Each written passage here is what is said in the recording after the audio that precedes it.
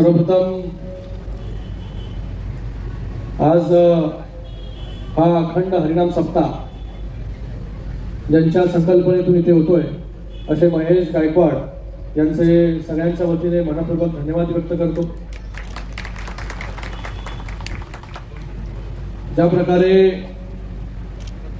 गेले अनेक वर्ष आपण सगळी मंडळी असाल, त्याचबरोबर देशमुख साहेब असतील, मलंगडासाठी गेले अनेक वर्ष जो आहे हा लढा देशमुख साहेब लढतायत आणि त्यांना बळ देण्याचं काम जे आहे ते माननीय उपमुख्यमंत्री एकनाथजी शिंदे साहेब या ठिकाणी करतायत। आपल्याला माहिती आहे की कल्याण डोंबिवली महानगरपालिका हद्दीतील जो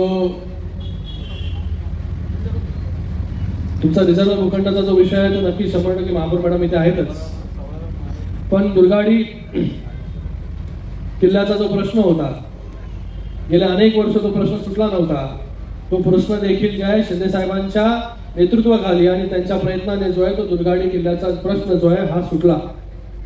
आता जो गेले अनेक वर्ष मलंगडाचा विषय राहिलेला आहे तो देखील जो आहे मलंगडाचा विषय, हा मलंगडाचा विषय हे सगळे अनेक वर्ष सगळे देशमुख साहेब असतील, बाकी सगळी मंडळी असतील, दिघे साहेबांनी हा लढा जो आहे हा सुरू केला आणि दिघे साहेबांचा लढा जो आहे तो आजपर्यंत जो आहे तो सुरू आहे आणि मलंगडाला देखील मुक्ती जी आहे ती लवकरच जी आहे ती या ठिकाणी मिळालेली आपल्या सगळ्यांना पाहायला मिळेल।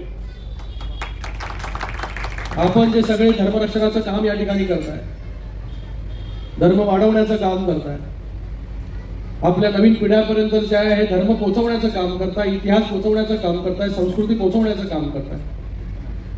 मला वाटतं आपल्या सगळ्यांमुळेच, सगळ्या वारकरी मंडळांमुळेच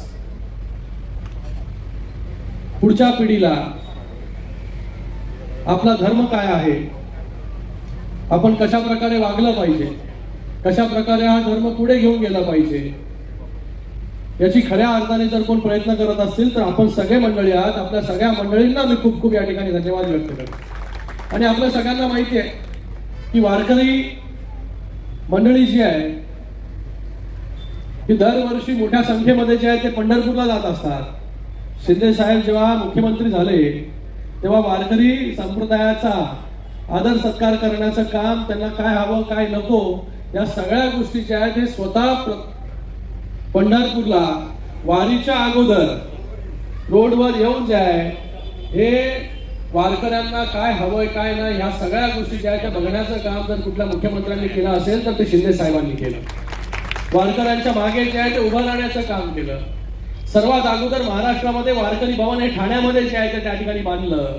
आता कल्याण डोंबिवली महानगरपालिका ठाणे महानगरपालिका हद्दीमध्ये आपण दिव्यामध्ये आगरी कोळी वारकरी भवन हे बांधतोय। त्याचं काम जे आहे आता शेवटच्या टप्प्यामध्ये आहे। ते देखील एक देखणं तुम्ही कुठे पाहिलं नसेल एवढं मोठं वारकरी भवन जे आहे हे दिव्यामध्ये आपण त्या ठिकाणी बांधतोय। त्याचबरोबर या महाराज त्यांच्या पदस्पर्शाने पावन झालेली ही भूमी आहे, असं संत सावळाराम महाराजांचं स्मारक हे देखील आपण या कल्याण डोंबिवलीमध्ये बांधतोय। त्या स्मारकाच्या माध्यमाने देखील धर्म जागरणाचं काम जे आहे हे पुढे जे आहे चालू राहील। तर अशी अनेक कामं जे आहेत या ठिकाणी आपण करतोय। आपलं देखील जे काम सांगितलं महापौर मॅडम इथे आहेत तर लगेचच तुमचा जो विषय आहे हा विषय मार्गी लागेल।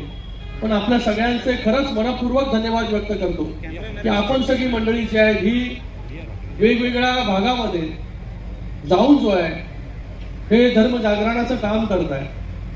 तुम्ही नसता तर काय झालं असतं याचा विचार देखील करवत नाही।